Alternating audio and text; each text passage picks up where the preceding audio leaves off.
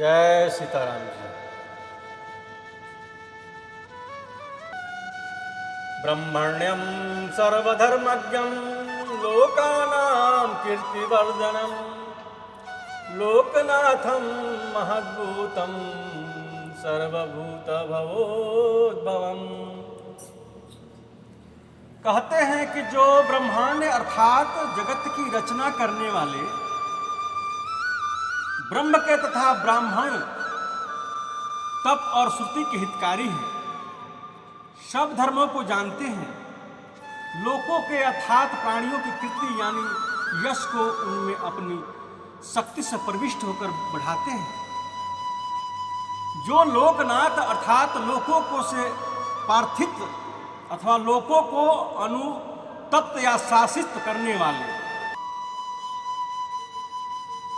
अथवा उन पर प्रभुत्व रखने वाले, जो अपने समस्त उत्कर्ष से वर्तमान होने के कारण महत् अर्थात ब्रह्म तथा महद्भूत यानी परमार्थ सत्य है, और जिनकी सन्निधि से समस्त भूतों का उत्पत्ति हो स्थान संसार उत्पन्न होता है। इसलिए जो समस्त भूतों के उद्भव स्थान है वह परमेश्वर का स्तमन करने से मनुष्य सब दुख से छूट जाता है। 5वें प्रश्न का उत्तर क्या है? एष मे सर्वधर्माणां धर्मः अधिकतम मतः यत् भक्त्या पुंडरीकाक्षं अस्तवैः अर्चेत नरः सदा। संपूर्ण विधि रूप धर्म में मैं आगे बतलाए जाने वाले इसी धर्म को सबसे बड़ा मानता हूं कि मनुष्य श्री पुंडरीकाक्ष का अर्थात अपने हृदय कमल में विराजमान भगवान वासुदेव का भक्ति पूर्वक तत्परता सहित गुण संकीर्तन रूप स्तुति से सदा अर्चन करे, यानी मनुष्य आदर पूर्वक पूजन करे। इस प्रकार जो यह धर्म है यही मुझे सबसे अधिक मान्य है। इसी तरह इसका पूर्व से संबंध है। इस स्तुति रूप अर्चन की अधिक मान्यता कारण क्या है सो बतलाते हैं। हिंसादि पाप कर्म का अभाव तथा अन्य पुरुष एवं द्रव्य देश और कालादि के नियम की आवश्यकता ही उसका अधिक मान्यता का कारण है। विष्णु पुराण में कहा है कि सतयुग में ध्यान से, त्रेता में यज्ञानुष्ठान से और द्वापर में पूजा करने से मनुष्य को कुछ पाता है। और द्वापर में पूजा करने से मनुष्य जो कुछ पाता है वह कलयुग में भगवान श्री कृष्ण का नाम संकीर्तन करने से पा लेता है। मनु जी का वचन है, इसमें संदेह नहीं है कि ब्राह्मण अन्य कर्म करे या न करे, वह केवल जप से ही पूर्ण सिद्धि प्राप्त कर लेता है।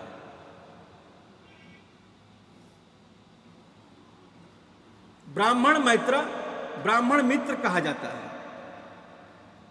ब्राह्मण सभी का मित्र है।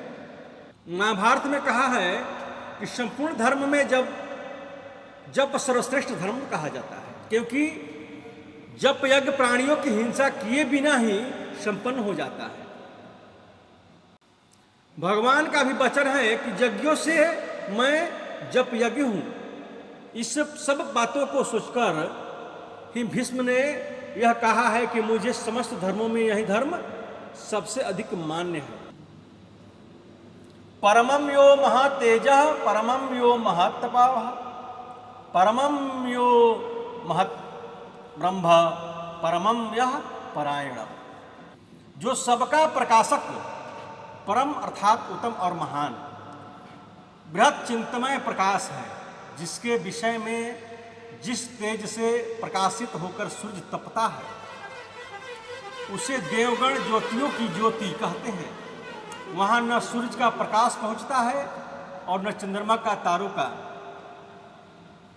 और न चंद्रमा या तारों का या इत्यादि श्रुतियों में तथा सूर्य के अनंतगत जो तेज है इत्यादि स्मृतियों से भी यही प्रमाणित होता है कि जो परम तप अर्थात तपने वाला ज्ञानी देने वाला, तपने वाला यानी ज्ञान देने वाला है, जैसे कि जो इस लोकों को, परलोक को तथा समस्त प्राणियों को उसके भीतर स्थित होकर शासित करता है। इस श्रुति द्वारा अंतर्यामी ब्राह्मण में उसको सबका नियामक कहा गया है।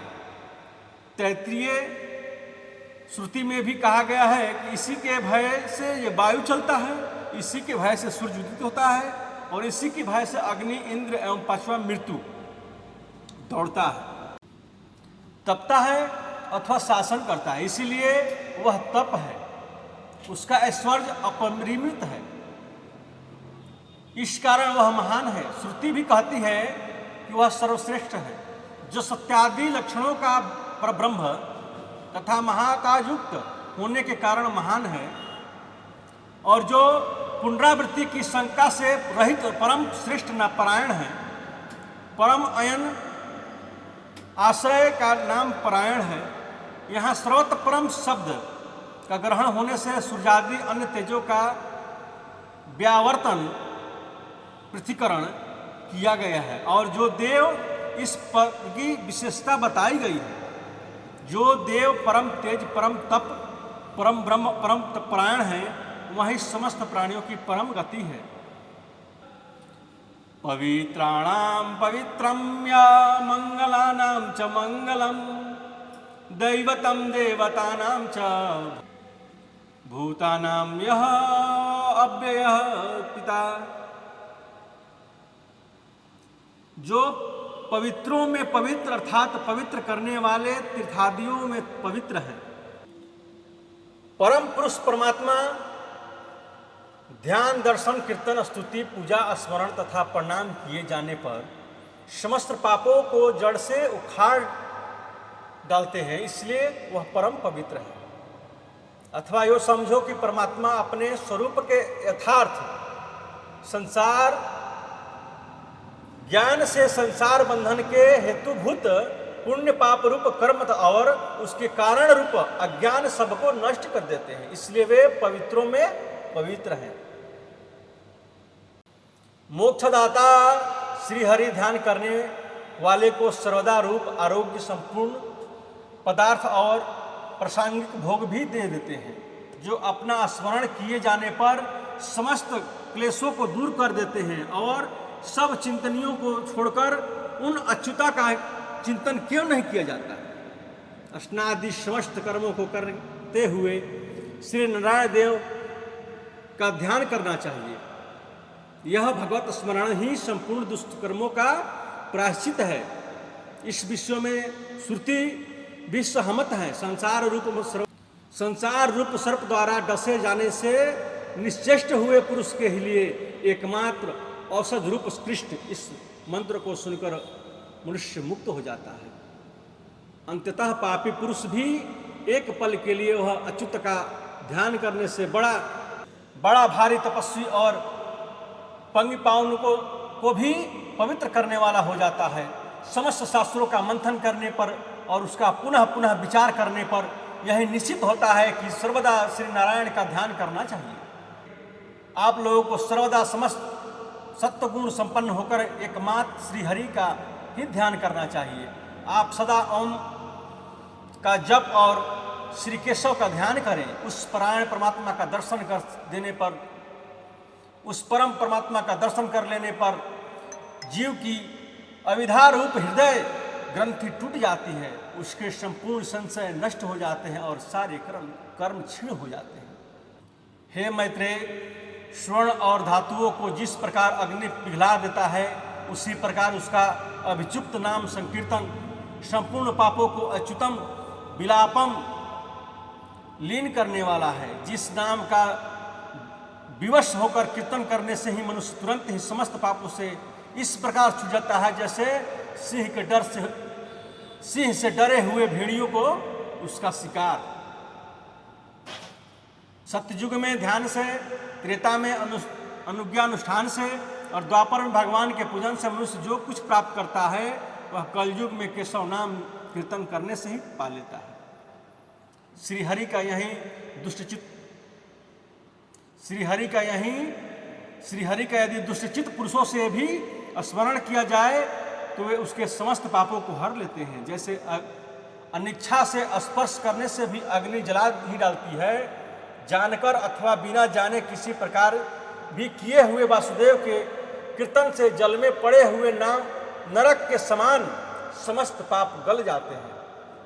जिसमें चित्त लगाने वाला नरकामी नहीं होता, जिसके चिंतन में स्वर्गलोक भी विघ्न रूप है, जिसमें चित्त लग जाने पर ब्रह्मलोक भी तुच्छ प्रतीत होता है, तथा जो अविनाशी प्रभु शुद्ध बुद्धि वाले पुरुष के हृदय में स्थित होकर उन्हें मुक्त प्रदान करता है, उस अच्युत का चिंतन करने से यदि पाप विलाप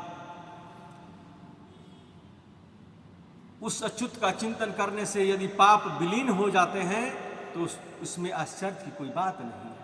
अग्नि को शांत करने में जल और अंधकार को दूर करने में सूर्य समर्थ हैं, तथा कलयुग में पाप समूहिक की शांति का उपाय श्रीहरि का नाम संकीर्तन है। श्रीहरि का नाम ही नाम है। श्रीहरि का नाम ही मेरा जीवन है। इसके अतिरिक्त कलयुग में और कोई सहारा नहीं है ही नहीं, और कोई सहारा है ही नहीं। सर्वव्यापक विष्णु भगवान स्तमन करने से मनुष्य निष्पाप हो जाता है। श्री विष्णु भगवान का नित्य पूजन करने से समस्त पाप नष्ट हो जाते हैं। जिसके हृदय में समस्त मंगलों के स्थान भगवान श्री हरि विराजते हैं, उन्हें कभी किसी कार्य में कोई अमंगल प्राप्त नहीं होता। श्री जनार्दन भगवान का सदा समाहित होकर चिंतन करना चाहिए। यदि उस जीव की परम रक्षा है, भला जो भगवान के आश्रित है उसे कौन कष्ट पहुंचा सकता है। 1000 बार गंगा स्नान करने से और करोड़ों बार पुष्कर क्षेत्र में नहाने से जो पाप नष्ट होते हैं वे श्री हरि का स्मरण करने से ही नष्ट हो जाते हैं। जो पुरुष अविनाशी नारायण देव का एक मुहूर्त भी चिंतन करता है वह भी सिद्ध प्राप्त कर लेता है। जो भगवत परायण है उसकी तो बात ही क्या है।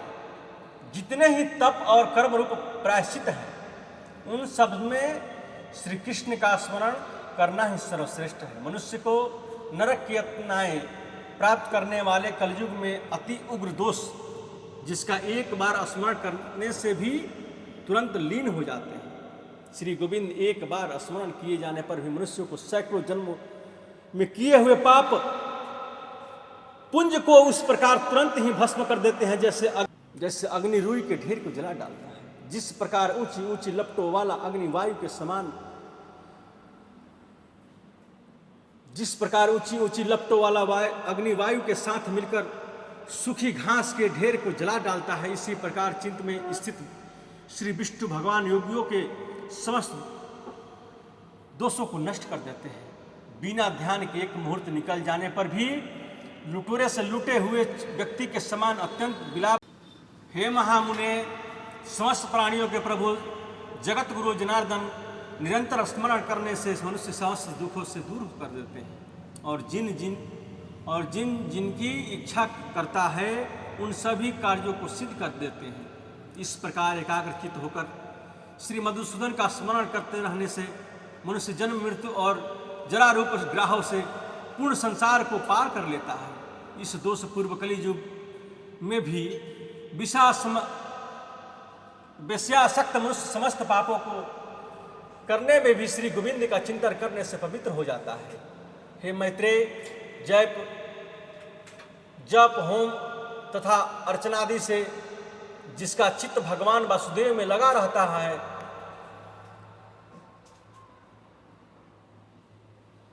उसके लिए इंद्र इत्यादि फल विघ्न रूप ही है। तीनों लोक के स्वामी, अनुपम, प्रभावशाली तथा अनेक प्रकार से प्रकट होने वाले भगवान को सिर झुकाकर थोड़ा सा प्रणाम करने से मनुष्य के हजारों महाकल्पों में जन्म जन्मांतरों के किए हुए संपूर्ण पाप तुरंत नष्ट हो जाते हैं। श्री कृष्णचंद्र को किया हुआ एक प्रणाम भी 10,000 अश्वमेध जग के यज्ञांत स्नान के समान पवित्र करने वाला है। उनमें भी 10 अश्वमेध करने वाले का तो पुनर्जन्म होता ही है, किंतु श्री कृष्ण को प्रणाम करने वाला का नहीं। जय सीताराम जी।